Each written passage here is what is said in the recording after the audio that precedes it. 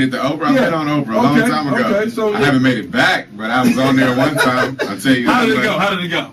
You know what? In an unexpected twist, Ludacris opened up about a moment with Oprah that didn't go exactly as planned. He talked about how a disagreement over his music turned into a public fallout, putting a bit of a strain on their relationship. But he made it clear they've since moved past it, and he's happy to let bygones be bygones. She cut out what I had to say. Pretty much he laughed, thinking back.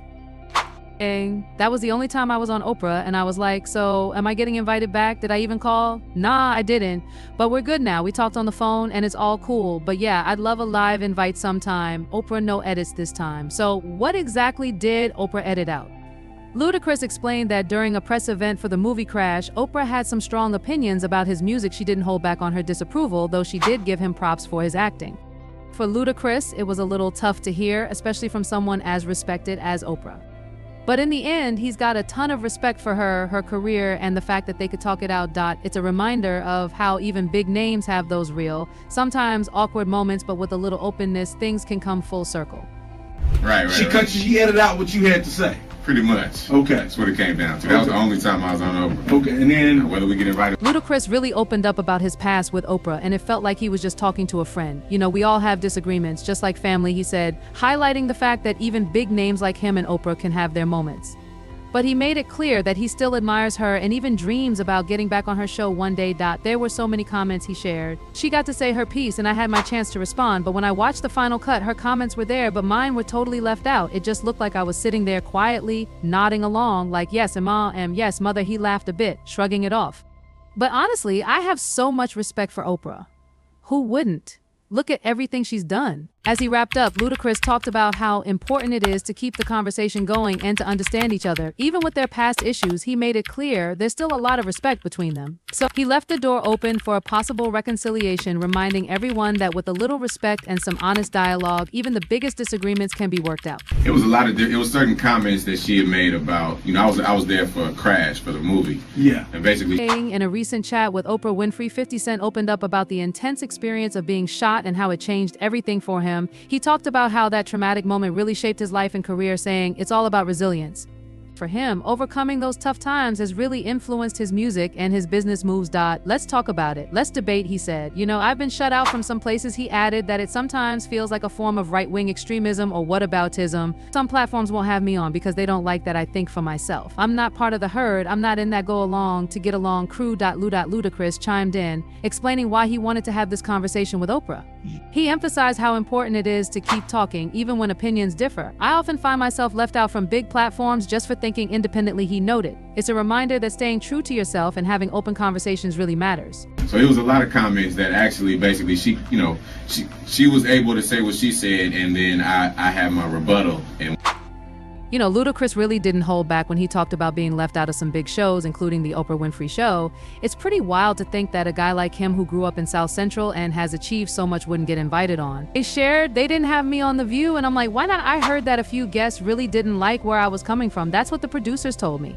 Anyway, it makes me wonder if they were just using those hosts as an excuse to keep me off the show. I'd be a great guest for them. He also dropped a pretty bold line. It seems like criticizing Oprah is more controversial than burning the American flag. That really makes you think, doesn't it? Why is it such a big deal to talk about her flaws? Ludacris reflected on his past experiences, saying, I've been on her show before, and it was great. But when I started thinking for myself, I realized I don't really follow their brand of politics. If you can't think for yourself, are you really free? Not at all. Yet here I am, excluded on Oprah's show. How crazy is that? He wrapped up his thoughts with a mix of curiosity and confusion about why Oprah left him out. Honestly, I can't figure out why she made that choice. It's baffling, he said.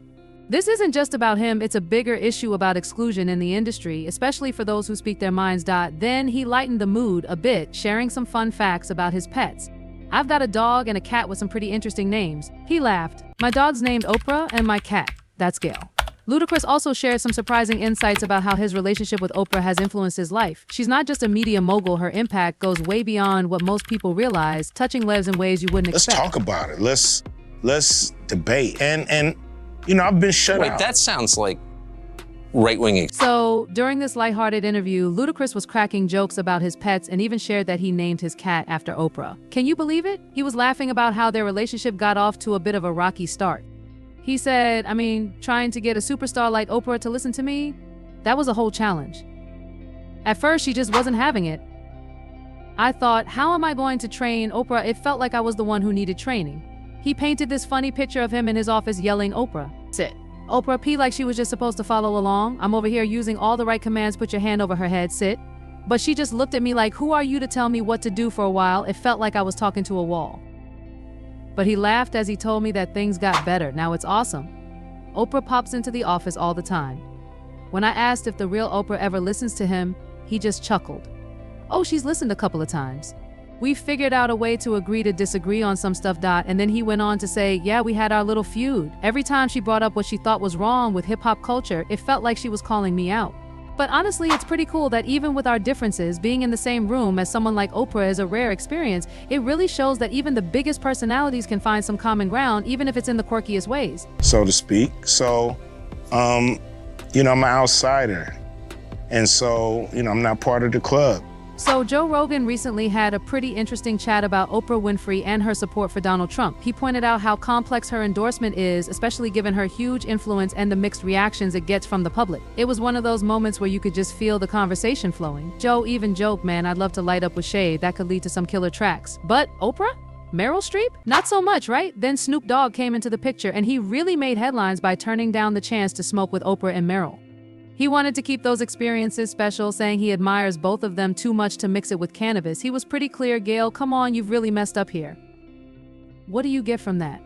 We expect better from you, especially since you roll with Oprah. Snoop didn't stop there. He called out Oprah and Gayle King for how they talk about sensitive topics regarding black men, especially after some of the controversial stuff they said about Kobe Bryant. I love Oprah, but we need to get her back to her roots, he said passionately, which really struck a chord with everyone listening. Ludacris jumped in too. He's a big fan of Oprah and shared his thoughts, honestly saying, I really love that woman.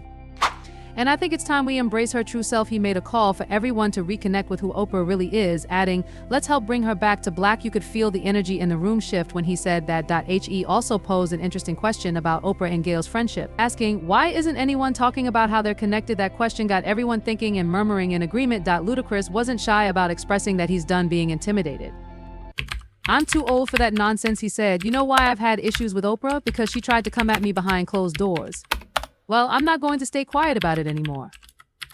Are we going to discuss this or what? He even reignited some of that old feud with Oprah and Tyler Perry, urging everyone to step up and help bring Oprah back to her authentic self. The way he mixed humor with sincerity made his point hit home. Let's hold each other accountable, he wrapped up. And you could just feel the buzz in the audience. Didn't have me on The View. Why? Well, a few of the guests just really didn't like where I was coming from. In a bold move, Ludacris reignited discussions about long-standing feuds in Hollywood, particularly with Tyler Perry and Oprah Winfrey. He stated, you've got to let the truth shine no matter who it involves. This daring remark not only entertained the audience, but also underscored the importance of accountability and transparency in relationships. Back in 2007, Oprah Winfrey opened a boarding school in South Africa that featured various amenities like salons and gyms. However, allegations emerged suggesting that the school faced serious scrutiny over its operations. Reports indicated that young girls who had been carefully selected to attend based on certain criteria were subjected to inappropriate behavior by staff members. Authorities investigated the situation, leading to charges against an employee for misconduct involving minors. It was revealed that several girls aged 13 to 15 were allegedly targeted inappropriately, sparking a significant backlash in the entertainment industry. The controversy exploded into a full-blown media spectacle when Oprah Winfrey's name surfaced in connection with these allegations, attracting widespread attention and sparking fierce public debate. Known for her philanthropic work and inspirational influence, Oprah has long been a beloved figure, making the news particularly shocking for her admirers. As details emerged, questions about her possible involvement, whether direct or indirect, began to cloud her once untouchable reputation. The vague nature of her connection left room for speculation, adding to the frenzy and prompting numerous Hollywood figures to weigh in on social media, with many urging Oprah to address the public's concerns. This wasn't just about Oprah's individual case, but quickly became symbolic of a deeper issue within the entertainment industry: the perceived lack of transparency and accountability among its most powerful figures. Her silence in the face of these allegations didn't go unnoticed. Instead, it ignited frustration among fans and critics alike. To some, it suggested guilt, while others saw it as a strategic choice to avoid escalating an already delicate situation. However, the ambiguity only amplified the chaos, with tabloids, commentators, and fans digging into Oprah's past associations, hoping to uncover evidence that could either absolve or incriminate her. Many Hollywood insiders began calling for not only Oprah, but all influential figures to embrace greater accountability. They argue that no amount of status should shield individuals from scrutiny if they're linked to wrongdoing, whether knowingly or otherwise. This heightened call for transparency underscored a larger, ongoing reckoning within Hollywood as people demanded that those in power be held to higher standards. Regardless of how the situation unfolds for Oprah, her name's involvement has undoubtedly ignited conversations around trust, ethics, and the expectations placed on those who shape public opinion and wield considerable influence.